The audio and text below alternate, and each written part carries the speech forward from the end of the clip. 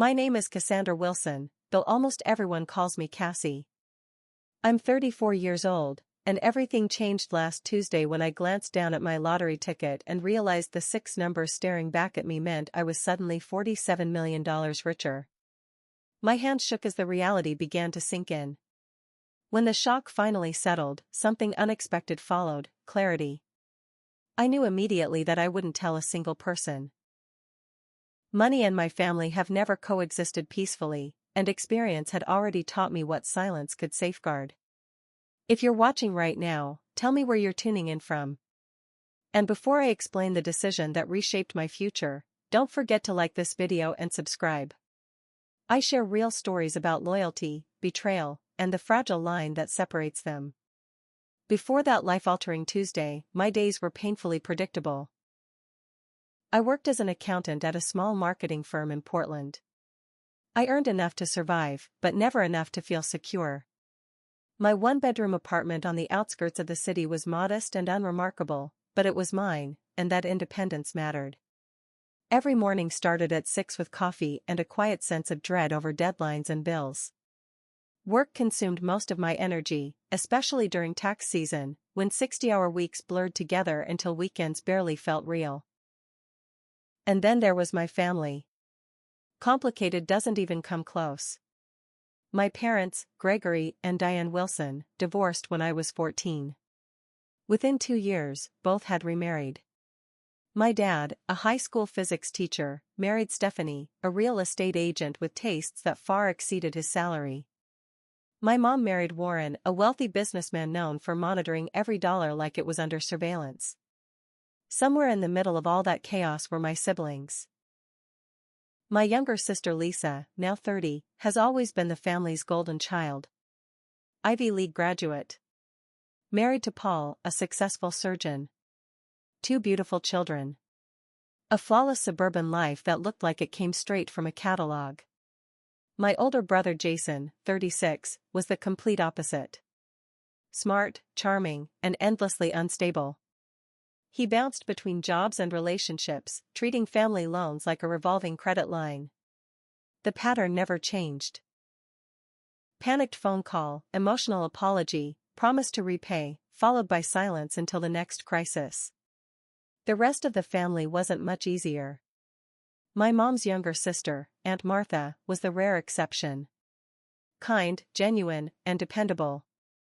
She taught elementary school, lived paycheck to paycheck, and somehow still showed up for everyone. Her aging Honda rattled like it might fall apart any day, and her tiny apartment overflowed with books, plants, and warmth. Complaining simply wasn't part of who she was. That couldn't be said for Aunt Heather, my dad's older sister. She married into wealth and made sure no one ever forgot it. Holiday gatherings with her felt like endurance tests, filled with subtle digs about my job, my apartment, and my lack of a husband. Her son Ryan inherited her arrogance but not her money, and his growing gambling problem was the family secret no one dared acknowledge. Years of watching generosity turn into regret hardened me. 3 years ago, Jason begged me for $5,000 to enter rehab. I emptied my modest savings to help him, only to discover later that he never checked in. When Lisa claimed she was short on wedding funds, I charged $2,000 to my credit card after she promised to repay me once she returned from her honeymoon. 5 years later, I was still waiting. When my dad called asking for help repairing storm damage to his roof, I sent what I could afford.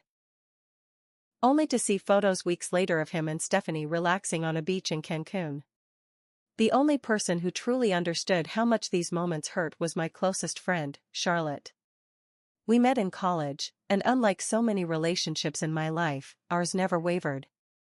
She worked as a nurse, understood sacrifice, and never dismissed the complicated feelings I had toward my family. Whenever resentment crept in, she reminded me gently that not everyone was trying to take advantage of my kindness. Work offered little comfort, either. My supervisor, Arnold, had a habit of presenting my ideas as his own whenever clients were present. My coworker Derek regularly left early, leaving me to finish his tasks, yet somehow he always received praise for being a team player. Still, I kept my head down, telling myself consistency would eventually pay off. The one quiet act of rebellion I allowed myself was a weekly lottery ticket. A small tradition everyone else mocked. Every Friday, I stopped by the corner shop, spent $10, and walked out clutching a thin strip of hope. My mom called it a math tax for dreamers. Jason joked that I should just give him the money instead. Dad turned every mention of it into a lecture on probability and financial responsibility. But those tickets were never about logic for me. They were about possibility. About imagining a life where survival didn't require constant calculation. My dreams were modest.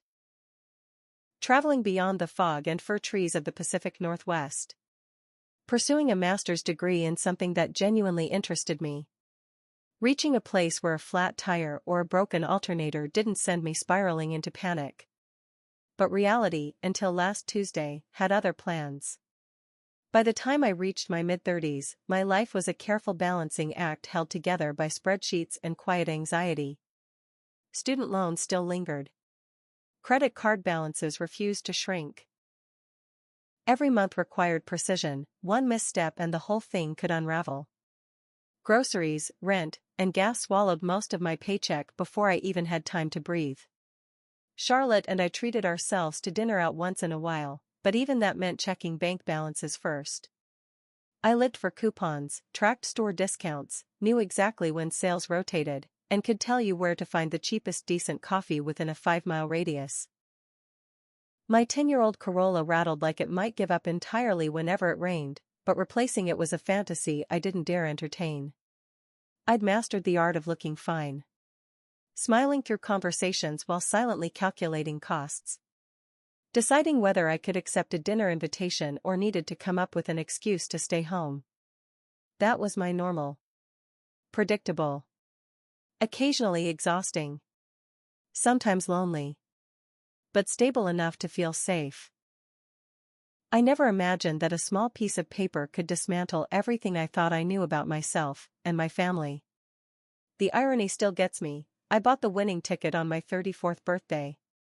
It came at the tail end of a brutal workweek. Once again, Arnold had taken credit for a cost-saving idea I'd developed, soaking up praise that never reached me. Like every Friday, I stopped by Gus's corner market, but this time, I broke routine. "Happy birthday, Cassie," Gus called as I walked in. He'd owned that little shop for over 30 years and remembered every regular by name. "Thanks, Gus." "The usual, and maybe one extra for luck," I said, handing him $20 instead of my usual 10. He chuckled as he rang it up. "Birthday splurge, huh?" "Maybe today's the day," he teased, sliding the tickets across the counter. For once, I chose my own numbers instead of letting the machine decide. 3 and 16 for my birthday. 12 for my mom. 21 for my dad. 9 for Aunt Martha. 30 for Charlotte. 6 numbers tied to the people who shaped my life, some lovingly, some painfully.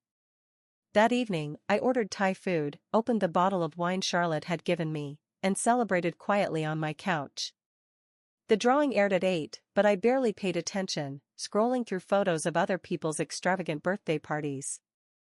When I finally checked, I expected the usual letdown. The first number matched. 3. Then 16. My pulse kicked up. 12. 21. 9. When the final number, 30, appeared, everything stopped. I couldn't move. I stared at the screen, convinced I was misreading it. I checked the ticket again. Then again. I rewound the broadcast just to be sure. Every number matched. My hands shook so badly the remote slipped from my fingers and hit the floor. "No," I whispered into the empty room. "That's not possible." But the lottery's official website confirmed it. I was the sole winner of $47 million. After taxes, the payout would be roughly $28 million, an amount so unreal it felt disconnected from the woman who'd celebrated saving 10% on laundry detergent just hours earlier. Sleep never came that night. Instead, I sat in the glow of my laptop, reading story after story about lottery winners. What I found was unsettling. families torn apart, friendships destroyed, ordinary lives crushed under the weight of sudden wealth, relatives resurfacing with open hands, winners bankrupt within years, lonelier than before. One headline called the lottery the fastest way to lose everything that matters. By morning, my decision was made. I would claim the money, but no one would know. Not my parents. Not my siblings. Not even Charlotte. Not yet. I needed time. Time to understand what this meant before anyone else tried to decide for me. For the first time in 3 years, I called in sick. Then I scheduled an appointment with Philip Montgomery, an attorney specializing in estate and financial law. His office sat high in a sleek downtown tower. Sitting in the waiting area, clutching my purse with the winning ticket tucked inside, I felt painfully ordinary. Just another woman holding an extraordinary secret. "Ms. Wilson," he said warmly when he came out, offering his hand. He looked to be in his 50s, salt and pepper hair neatly trimmed, calm intelligence behind designer glasses. "How can I help you today?" I took a deep breath and slid the ticket across his polished desk. "I need to claim this," I said quietly, without anyone knowing it's me. His eyebrows lifted for just a fraction of a second before his professional composure returned. "I understand," he said evenly. "You've come to exactly the right place." For the next couple of hours, Philip carefully laid out my choices. In our state, lottery winners could remain unnamed by claiming the prize through a trust or registered legal entity. He explained how a blind trust worked, how tax obligations would be managed, and why building a team of financial professionals was critical if I wanted this money to last. The biggest mistake people make, he warned, is telling others too soon. Once that information escapes, there's no way to contain it again. I nodded, relieved that his advice echoed what my instincts had been screaming since the moment I realized I'd won. "I want to do this the right way," I told him. "I don't want money to ruin my life." When I left his office, carrying a thick folder of documents and a detailed action plan, I felt an odd mix of excitement and unease. I had more money than I'd ever dreamed of, and no one I could share it with. From that day forward, I lived 2 parallel lives. To the outside world, I was still the same overworked accountant. Privately, I was a multimillionaire navigating silence. Over the next 2 weeks, Philip and I finalized the trust, officially claimed the prize, and established investment accounts. Together, we built a long-term strategy that guaranteed financial stability for the rest of my life, even if I lived to be 100. The money was real now. Tangible. Sitting quietly in accounts tied to my name. Yet nothing about my daily routine changed. I still drove to work each morning, made small talk about deadlines and expenses, and drove home in my aging Corolla. The secrecy began to weigh on me, a strange blend of empowerment and isolation. My thoughts drifted to my family more often than I liked. If they knew, would they celebrate with me? Or would I simply become a walking ATM, an endless source of money in their eyes? The question gnawed at me until one sleepless night, an idea took shape. What if I could see their true colors without ever revealing my secret? What if I could quietly test their loyalty before deciding who, if anyone, deserved to share in my good fortune? By morning, the plan was clear. I would stage a financial crisis. Nothing dramatic or catastrophic, just serious enough to matter. I'd approach each family member with the same story and the same request for help. Their reactions would tell me everything. Before taking any steps, I scheduled another meeting with Philip to ensure every safeguard was airtight. We reviewed the setup, diversified investments, a charitable trust, and a modest checking account that allowed small, believable withdrawals without raising suspicion. The rest of the money was locked away, completely inaccessible to anyone but me. "Everything's in place, Cassandra," Philip said, handing me the final folder. "Your financial future is secure. You could quit your job today if you wanted." The temptation was strong, but I shook my head. "If I quit suddenly, people would notice," I said. "I'll keep working until I know what comes next." That evening, I invited Charlotte over for dinner. We sat on my small balcony, glasses of wine catching the warm glow of sunset. I still hadn't told anyone about the money, but the loneliness pushed me to share at least part of what I was planning.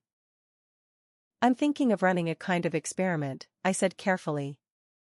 Charlotte tilted her head. What kind of experiment? After a pause, I admitted, I'm going to tell my family I lost my job and need help financially.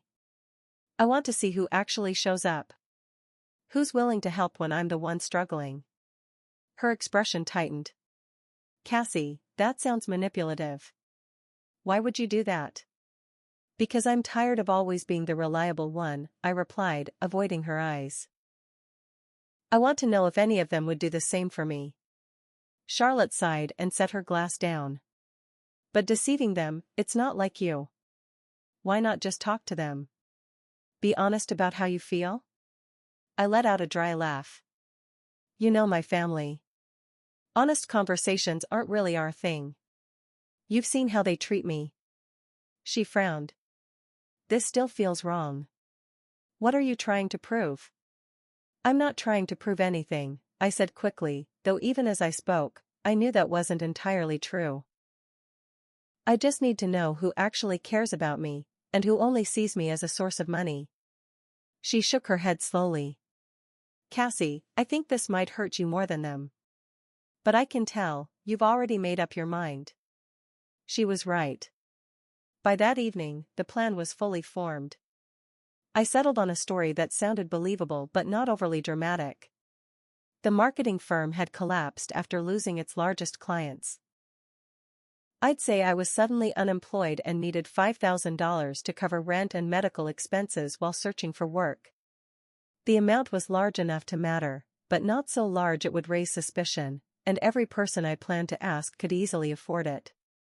I made a list: Mom and Warren, Dad and Stephanie, Lisa and her husband Paul, Jason, Aunt Martha, Aunt Heather, Cousin Ryan. 10 people in total. Each one had relied on me at some point, for money, for favors, for emotional support. I had always said yes. Now it was time to see who would return the kindness. The next day, Charlotte reluctantly helped me rehearse the story despite her reservations. You need to sound stressed but composed, she advised. And have details ready. People will ask. I took notes as she spoke. I'll say the CEO was caught embezzling funds, I said, and the company is under investigation. That explains the sudden shutdown and why I never got my final paycheck. And when they ask about job hunting, she prompted. I'll say I've been applying nonstop, but accounting roles are competitive right now. I'll mention a few interviews, nothing confirmed, and that my savings were drained by recent medical tests. Every detail was carefully crafted, credible, sympathetic, and just enough to force a choice. Help me, or don't. Either way, I'd finally have my answers. As I went over everything again, a flicker of guilt crept in. Maybe Charlotte was right. Maybe this whole plan crossed a line. But then I remembered every time I'd emptied my savings to bail someone else out. Every promise that was never kept. Every grateful smile that faded into silence once they no longer needed me. Those memories sharpened my resolve. This wasn't just about testing loyalty. It was about protecting myself. I even wrote down my expectations. Mom would probably offer something, but not the full amount. Dad would turn the conversation into a lecture on financial responsibility and might send a symbolic sum just to feel helpful. Lisa would insist that the kids' expenses made it impossible. Jason wouldn't bother pretending to care. Warren and Stephanie would shut me down immediately. Aunt Heather would use it as an opportunity to preach about poor money management. And Ryan, well, Ryan would likely flip the situation around and ask me for money instead. If he offered anything at all, I suspected it would be vague reassurances, empty promises that would evaporate the moment real dollars entered the conversation. The only person I genuinely believed might help was Aunt Martha. She had the least to give, yet she was always the one who showed up, regardless of inconvenience or personal cost. Still, I kept my expectations in check. $5,000 was no small request, especially for a public school teacher living on a single income. With that, the plan was set. Over the next week, I would contact each relative individually, tell the same carefully rehearsed story, and simply watch how they responded. Only then would I decide who deserved to know the truth about my fortune, and who had already revealed everything I needed to see. My stomach fluttered with nervous energy as I picked up my phone and made the first call. I decided to start with my mother. Diane had always styled herself as the devoted matriarch, frequently reminding us how she'd sacrificed her own dreams for her children. If anyone should have stepped up, it would be her. My fingers trembled slightly as I dialed. She answered on the third ring, her voice distracted.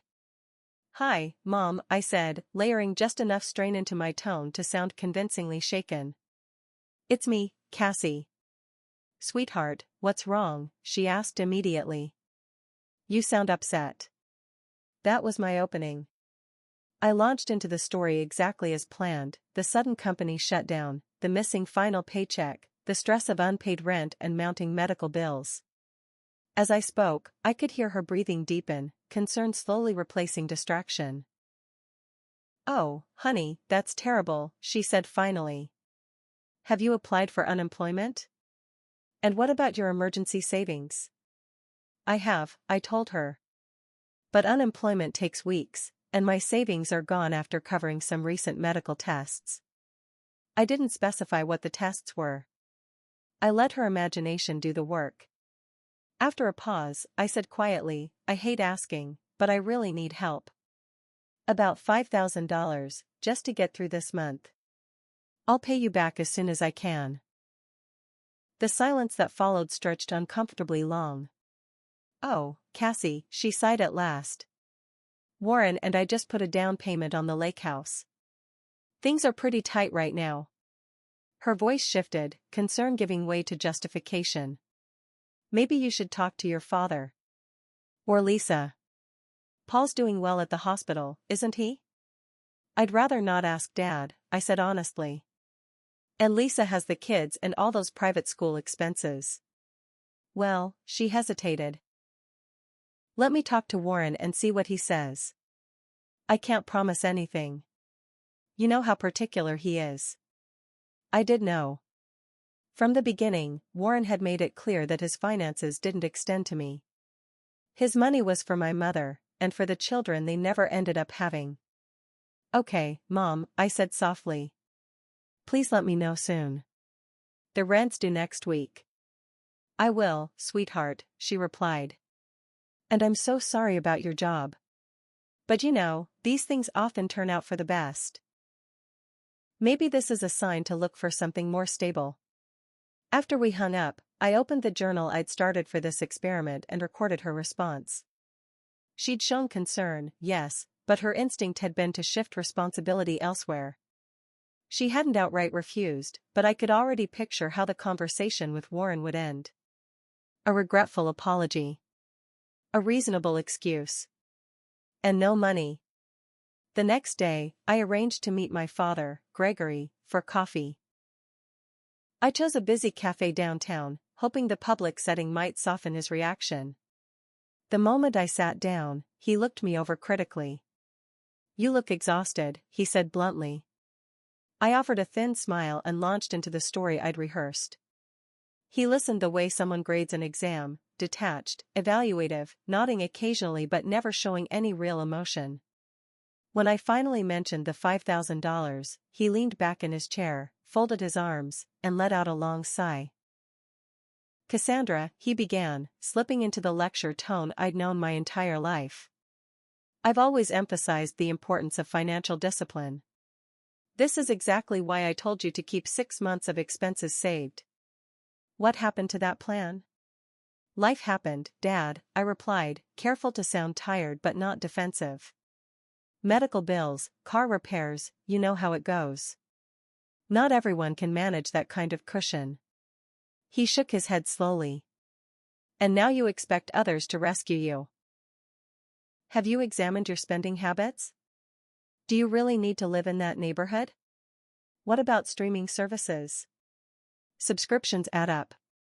For 20 agonizing minutes, he dismantled my supposed financial failures, budgeting lectures, employment statistics, sermons on sacrifice and self-reliance. Not once did he suggest actually helping. "I'd love to assist, Cassie," he finally said, patting my hand in what he likely believed was reassurance.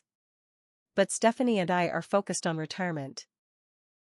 Touching those funds would be irresponsible. You'll thank me someday." Hard lessons build character. Sometimes hitting bottom teaches us what truly matters. I forced a faint smile, blinking back tears that weren't entirely manufactured. Even knowing this response was coming didn't dull the sting of being dismissed so effortlessly. Next on my list was Lisa. That Saturday, I drove to her immaculate suburban home. Paul was out golfing, which meant we could talk freely. "Cassie." "What a surprise," she chirped as she opened the door. "The kids are at swim lessons, come in." Her house looked like it belonged in a magazine spread, gleaming floors, designer furniture, family portraits arranged with surgical precision. We sat in her pristine kitchen, sipping lattes from an espresso machine that likely cost more than my car. When I told her I'd lost my job, her hand flew to her mouth. "Oh my God, that's awful," she gasped, reaching across the marble island to squeeze my hand with perfectly manicured sympathy. "I can't believe they just shut down like that. Poor you." For a brief moment, I thought she might surprise me. That maybe, when it counted, she'd step up. Then I mentioned the $5,000. Her expression flickered, concern replaced by polite discomfort. "Well, this really isn't a great time," she said, glancing away. "We just bought the new Audi, and the kids' tuition payments are brutal. And we're remodeling the master bathroom," she added with a nervous laugh. "Paul handles most of the finances, and he's very particular." "I understand," I said softly. "I wouldn't ask if it weren't urgent." I know," she replied quickly, her voice suddenly too bright. "Let me talk to Paul. Maybe we can help with a smaller amount. Or, you could stay here for a bit. The guest room's full of boxes, but we could clear it out." I smiled, pretending to consider the offer. "That's really kind, but I need to stay in the city for interviews." She nodded, promising to call after talking to Paul, though her inability to meet my eyes told me exactly how that conversation would go. Jason was worse. I sent him the same story via text, adding enough detail to sound real. His reply came within minutes. "That sucks, sis. Things are really tight for me right now. We'll talk later." We never did. My follow-up messages went unanswered, and when I tried calling, it went straight to voicemail. The silence hurt more than I expected, especially coming from the brother who'd borrowed thousands from me over the years, always swearing he'd pay me back once things improved. When I called Stephanie, my father's wife, she didn't bother hiding her indifference. "Cassandra, I understand this is stressful," she said briskly. "But Warren and I aren't in a position to help. Perhaps this is an opportunity to reassess your finances. Have you considered getting a roommate or relocating somewhere more affordable?" I reminded her that I'd helped pay for repairs on their vacation cabin the year before. Her tone sharpened instantly. "That was different. It's a shared family property, and you benefited from it as well." The fact that I'd only been invited there once, for a single afternoon, was apparently irrelevant.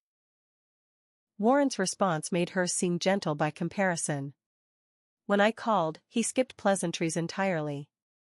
"You're not my daughter," he said flatly. "I've supported your mother for years, but your financial problems aren't my concern. Maybe you should have chosen a career that actually pays." Then he hung up. Ryan, at least, put on a show. He texted back almost immediately, overflowing with sympathy. "Absolutely, Cass. I've got you. Let's grab lunch tomorrow, I'll bring a check." For a brief moment, relief flickered. The next day, an hour before we were supposed to meet, his message came through. "Something came up. Let's reschedule soon." And just like that, I knew. Of course, he never did. He never followed through. After several unanswered messages, Ryan simply stopped replying altogether. Aunt Heather's reaction was the least surprising of all, though it still cut sharply. "Well, Cassandra," she said briskly, "I always had my doubts about that business of yours. I told your father years ago that you should have taken that position at the bank, but no one ever listens to me."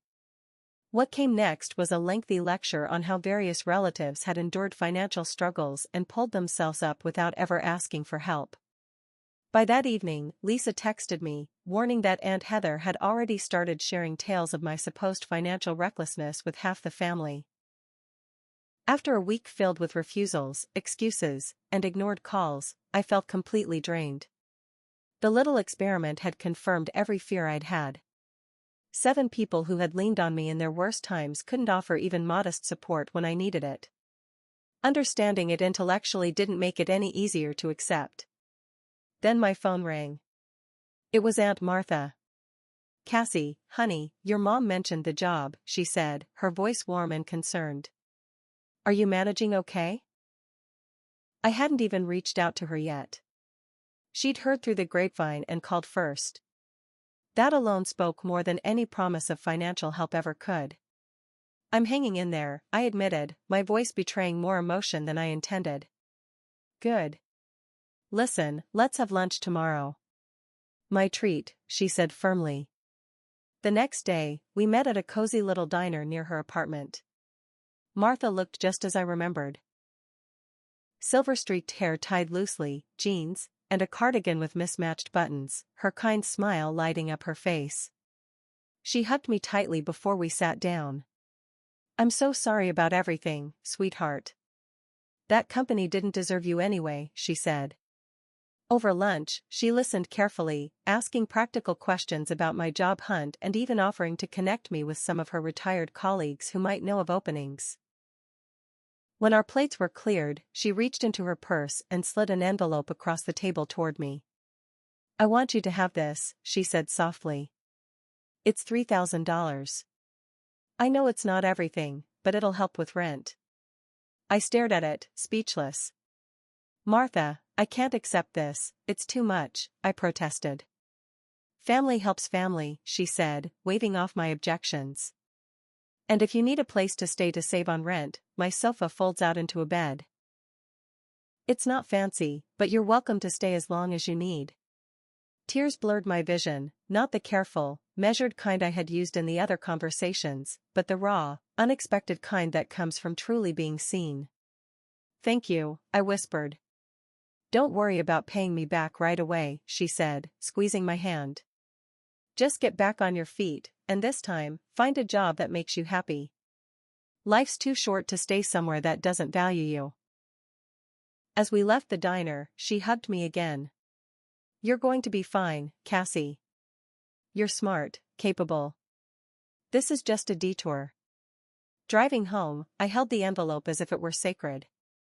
$3,000. Money I knew she could hardly spare. The contrast between her generosity and everyone else's indifference hit me hard. The only person who had stepped up was the one with the least to give. That night, I couldn't stop thinking about it, so I did a little digging. What I discovered made my stomach twist. That $3,000 represented nearly all of Martha's savings. She'd been quietly managing complications from type 2 diabetes, and her medication costs had recently increased. She had even taken on extra tutoring after school to make ends meet. The realization left me breathless. Martha, the one who struggled the most, had given me nearly everything she had, freely and without expectation. Meanwhile, my mother had spent $8,000 retiling her bathroom just a month earlier and couldn't spare a fraction for her own daughter. The next day, I invited Martha over for dinner at my apartment. When she arrived, she sank into my old couch with a gentle smile, though I could see the faint lines of fatigue on her face. I brought her a cup of tea and sat beside her. "Martha, there's something I need to tell you," I began, my hands trembling. "I haven't been completely honest with you." She regarded me with gentle curiosity, not alarm. What is it, sweetheart? I didn't lose my job, I blurted. The company is fine. I made up the story to see who in the family would actually help if I really needed it. Martha was silent for a moment, simply studying me. Then she nodded slowly. I see. Are you upset with me? I asked quickly, dread tightening my throat. Losing her trust would have stung far more than any rejection I'd endured that week. Her brow drew together slightly, but her voice remained calm. Not angry, maybe a little sad, she admitted. Sad that I felt the need to test people just to see where I stood. She took a thoughtful sip of her tea. But I can't say I don't understand. Our family hasn't always treated you kindly. You were the only one who offered help, I murmured. Everyone else either ignored me or found excuses. Martha sighed, a sound heavy with quiet wisdom. People show who they really are when generosity comes at a cost, she said softly. That's a lesson I learned long ago. What do you mean? I asked. She set her teacup down and folded her hands neatly in her lap. My ex-husband, Robert, she began. Did I ever tell you the real reason we divorced? I shook my head. The family story had always been vague, just that they'd drifted apart over time. I inherited a small sum when my grandmother passed, Martha said quietly. About $50,000. Not a fortune, but back then it felt like a miracle. She gave a wistful smile. Robert immediately started talking about all the ways he could spend it, invest in his friend's ventures, start some big project. I wanted to save it, maybe put it toward a house someday. We argued for months. What happened? I asked softly. One afternoon, I discovered he had forged my signature and drained most of the account, she said, her face calm but tired. He had put the money into a restaurant his friend was opening. It failed within the year. When I confronted him, she paused, her eyes distant. Do you know what he said? He told me it was our money, not mine, she said, her voice steady. That I had no more right to it than he did, as though the inheritance being in my name didn't matter at all. I stared at her, stunned. I'd never known. Everyone had simply said, you just grew apart. Martha gave a small, humorless laugh. That version was easier for the family to digest. Then she reached across and took my hand. The truth is, I learned something difficult back then. Some people don't see you as a person, they see you as an opportunity. It's a painful lesson. I'm so sorry, I said, gently squeezing her hand. It was a long time ago, she said with a small shrug. But it taught me something about money, and about people. Money doesn't just show who others are, Cassie. It shows who we are. It reflects our choices, our priorities, our compassion.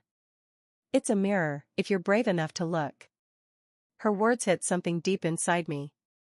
And before I could stop myself, the truth spilled out. Martha, there's something else I need to tell you. Something big, I said, drawing a shaky breath. I won the lottery 3 weeks ago, $47 million. Her eyes widened slightly, but she didn't gasp or flinch. She just waited. I haven't told anyone, I continued. Not Mom, not Dad, not Lisa or Jason, not even Charlotte. You're the first. Oh, Cassie, she whispered. That's incredible. That changes everything. I know, I said quietly. And that's why I ran the test. I needed to see who would be there for me, not for what I could give them, but for who I am. Martha nodded slowly. I understand, she said. But what happens now? That's what I'm trying to figure out, I admitted. The money is secure, I have a good attorney, a trust, investments. But with my family, I just don't know. She paused thoughtfully. You don't owe them anything, Cassie. Not one of them. Not even me. But I want to help you, I said, my voice rising slightly. Your medical bills, your apartment, anything you need. Her smile was gentle and warm. Sweetheart, I don't need a thing. My life may be small, but it's mine. My apartment is full of books, plants, and memories. I'm content. My car runs most days, she said with a tiny smile. I have my students, my books, and now this wonderful secret with my favorite niece. She patted my hand lightly. Just knowing you're safe and happy. That's more than enough for me. Her selflessness broke something open in me. Here was a woman who had given me nearly everything she had when she thought I was desperate, and now, knowing I was worth millions, wanted nothing in return. We talked late into the evening. With each word, the contrast between her quiet grace and the rest of my family's selfishness grew sharper. While I had been running my little test, word of my financial crisis had spread through the family. Not with concern, but as gossip. My phone buzzed that night. The first was from my mother. Heard you asked Lisa for money too. You should have told me you were going around asking everyone. Feels like you're trying to pit us against each other. Then one from my father. Stephanie says you've been calling the whole family for handouts. This is exactly the kind of irresponsible behavior I warned you about. Each message confirmed what I already knew. Instead of compassion, they offered judgment. Instead of support, whispers and blame. My so-called family had turned my fabricated plea into a moral indictment, a proof in their eyes that I was selfish, manipulative, ungrateful. In doing so, they revealed far more about themselves than I ever could. The next morning, I met with Philip to finalize long-term plans for the money. I walked into his office with a certainty I hadn't felt in years. I want to set up a trust for Aunt Martha, I told him. Something that covers her medical expenses and ensures a secure, comfortable retirement, but structured so it feels like a gift, not charity. She's proud, and I want to honor that. Philip nodded thoughtfully, jotting notes. We can establish a family trust with a monthly stipend. That way, she doesn't have to manage a lump sum, and it feels natural, not transactional. Perfect, I said. And I want to buy her a house. Nothing extravagant, just a cozy, single-story home near wherever I end up. It should be easy to maintain and accessible for her health needs. We spent the next hour mapping out investments, philanthropic ventures, and personal goals. I told him I planned to resign from my job and devote myself to launching a nonprofit for elderly individuals living alone, people like Martha, quietly struggling yet giving anyway. Philip looked up after a moment. And your family? He asked carefully. Do you intend to tell them about the winnings? I shook my head. Not now. Maybe never. But I do plan to call a family meeting to address the rumors about my finances and put them to rest. Later that afternoon, I finally called Charlotte. For the first time, I told her everything, the lottery, the trust, the test, and the revelations that followed. She was silent for a moment, then exhaled slowly. I can't believe you went through all that, she said. But I get it. I really do. Charlotte laughed lightly. So what now? Are you going to turn into one of those eccentric millionaires who still clips coupons and drives a car with the check engine light on? I grinned. No, I don't see myself hoarding ketchup packets. But I'm not buying Bentleys either. I want the money to mean something, to actually do good. And that starts with Martha. She deserves it. Charlotte nodded softly. And everyone else? I'm still deciding, I admitted. I've called a family meeting for Sunday. I told them I have something important to announce. When the day came, I was honestly surprised that everyone showed up. My mother and Warren arrived first, followed by my father and Stephanie, then Lisa and Paul, perfectly dressed, of course. Even Jason came, despite ignoring every message I'd sent for weeks. Aunt Heather swept in last, carrying disapproval like perfume. Martha was the only one who smiled, catching my eye with quiet understanding. They gathered in my modest living room, glancing around with curiosity, judgment, and a fair amount of suspicion. I took a steadying breath. Thank you all for coming, I began. I know there's been a lot of talk about my finances lately, and I wanted to clear the air. My mother shifted nervously. Jason dropped his gaze to his phone. Lisa and Paul exchanged weary glances. The truth is, I continued, I'm doing fine. I've accepted a new position with better pay and benefits. It wasn't a lie. I had appointed myself executive director of my new foundation, with a modest symbolic salary. I'll be starting next month. Well, that's wonderful news, my mother said, relief flooding her voice. A wave of ease passed through the room. They'd expected a request for help, maybe even confrontation. Instead, they were being let off the hook. So, my father said sharply, suspicion in his voice, why all the fuss before? Why reach out to everyone for money if you already had a new job lined up? I met his gaze evenly. The job came through recently. At the time, I was in trouble, and I thought that's what family is for, to help each other when things get tough. A heavy silence settled over the room. Stephanie was the first to speak. We all have our own financial obligations, she said defensively. It's not always possible to help, even if we want to. Of course, I said smoothly. We all have to decide what, and who, matters most. Then I turned to Jason. Speaking of priorities, Jason, I couldn't help noticing you never replied when I asked for help. Yet last Christmas, you texted me asking for $3,000 for rent. Jason flushed.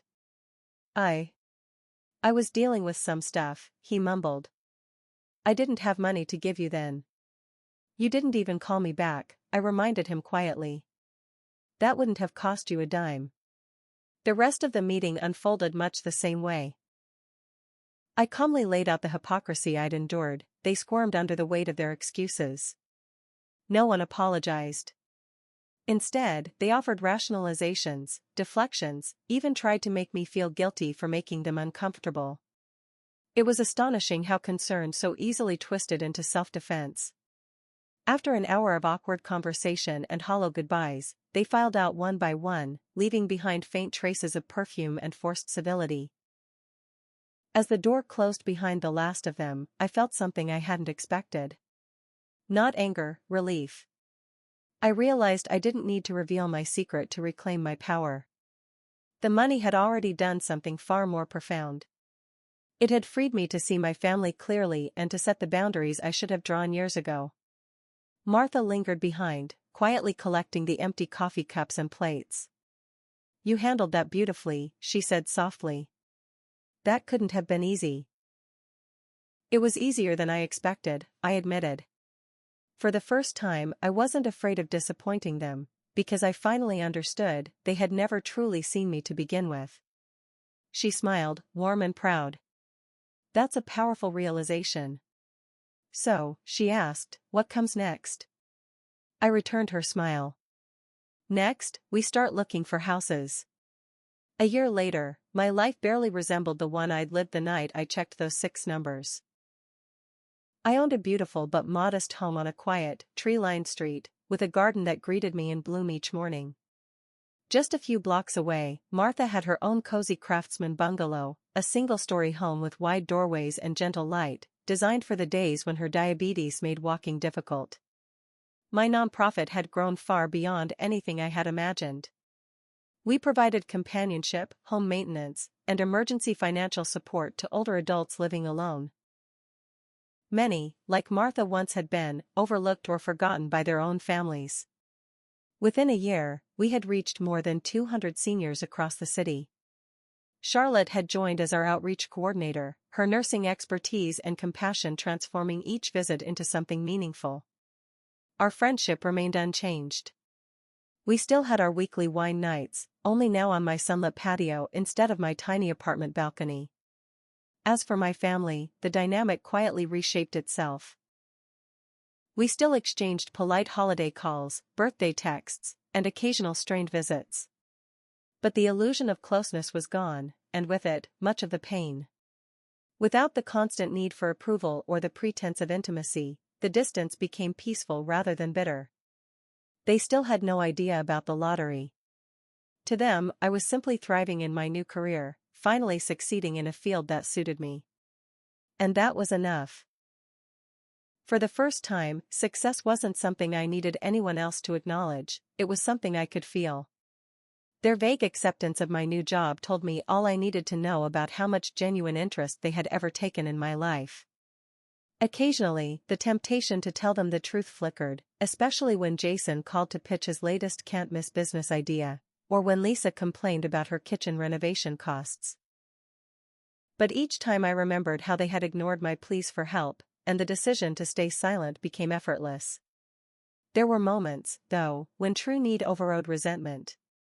When my father suffered a mild heart attack and faced steep medical bills that insurance wouldn't cover, I quietly paid the balance through the hospital's patient assistance program. Later, when Ryan finally entered rehab for his gambling addiction, an anonymous donation appeared to cover his treatment. They never knew it was me, and I preferred it that way. Martha and I saw each other often, usually sharing dinner twice a week. Her health had improved noticeably. Steady medical care, financial security, and a calm, fulfilling life had transformed her. She had retired from teaching but still volunteered several days a week at a literacy center, helping children fall in love with reading, just as she had once helped me.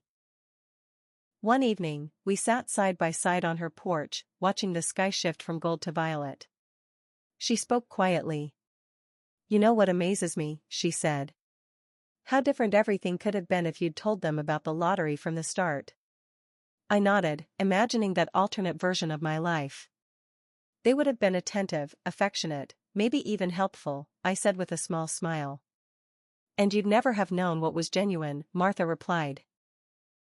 "That knowledge, painful as it is, gives you freedom."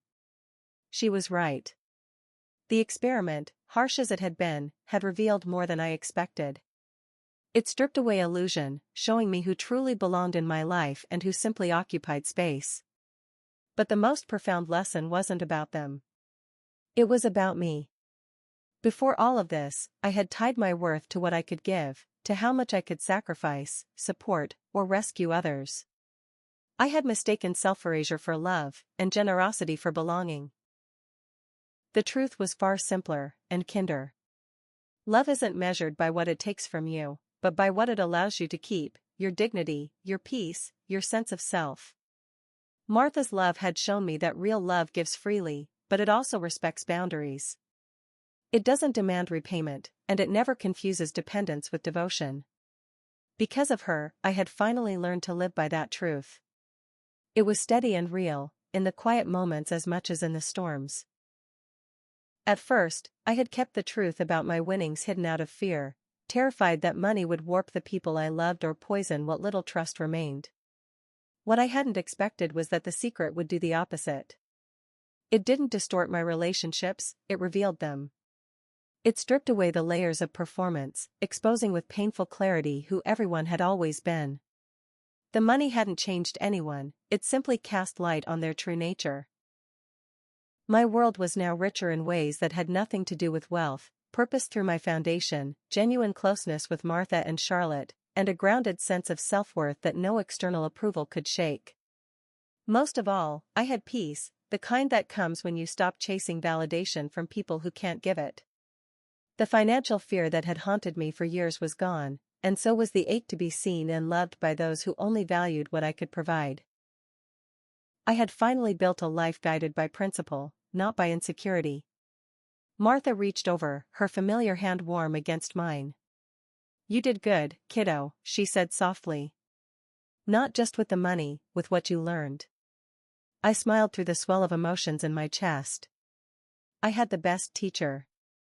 As the sun sank beneath the horizon, streaking the sky with pink and gold, I reflected on the path that had brought me here. From the shock of seeing those winning numbers, to the sting of disappointment, to the quiet joy of turning that windfall into something meaningful. The lottery had changed my life, yes, but not in the ways I'd once imagined. It hadn't bought happiness or healed old wounds.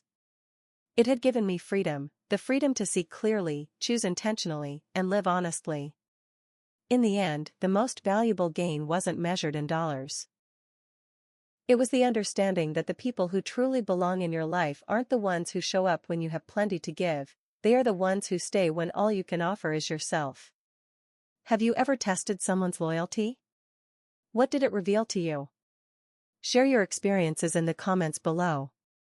If this story resonated with you, please like and subscribe for more real stories about family, trust, and rediscovering what truly matters. Most importantly, share this with someone who needs the reminder that their worth isn't defined by what they can give. Thank you for listening, and may you find the clarity to see the truth in your own relationships.